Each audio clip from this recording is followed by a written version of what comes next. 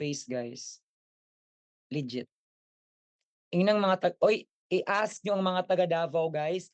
Napakabait ko po sa face-to-face. Tanungin nyo po ang mga taga Davao Cluster. Napaka-ano ko po sa face-to-face. Napaka soft-spoken. Yan, guys.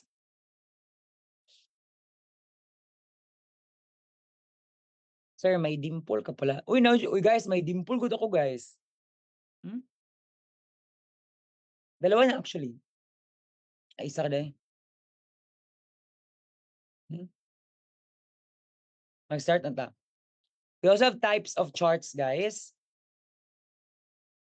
So, Wich and Scholar defined a chart as a combinations of graphic and pictorial media designed for the orderly and logical visualizing of relationship between key facts or idea. The particular role of chart is always to show relationship such as, ano yung pinapakita ng mga charts, guys?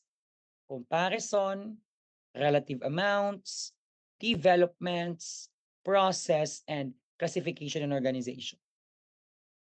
Yan, okay?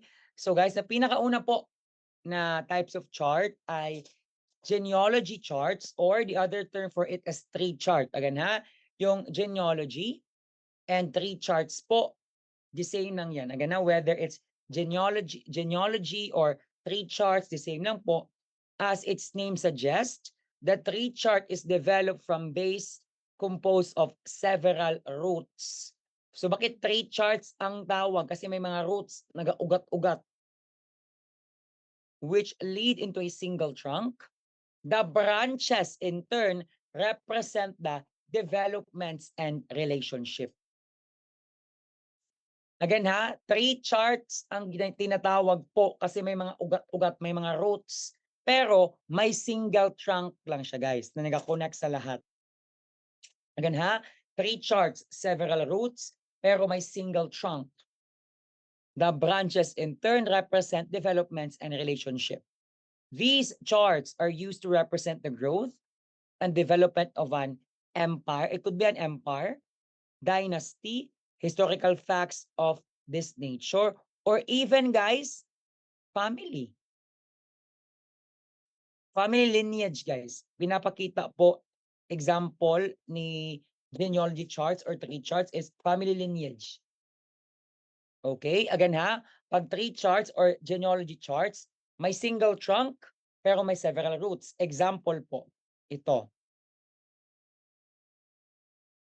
Ito siya, guys, ito, yan ang single trunk. While sa gilid naman, yan, mga roots na yan, mga roots. Ila-Rizal may nga family, guys, roots na yan.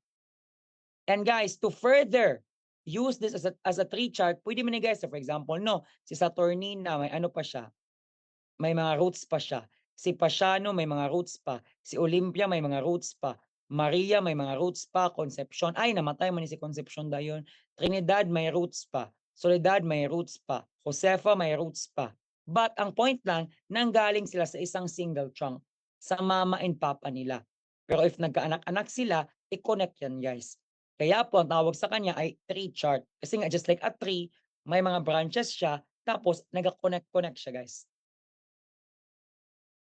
Again ha, tinatawag siyang tree charts or genealogy chart kasi nga may single trunk, single. Then naga-root out siya, guys. Naga-branch out siya, branch out. Genealogy chart or tree charts. Okay, gets natin? Okay guys, 7 na pala, mag-quick break muna tayo para makapag-prepare ng dinner yung iba dito. Guys, okay lang kumain while nag-review ha. And sa mga walang dinner, make sure to have your dinner. So mag-quick break muna tayo, guys.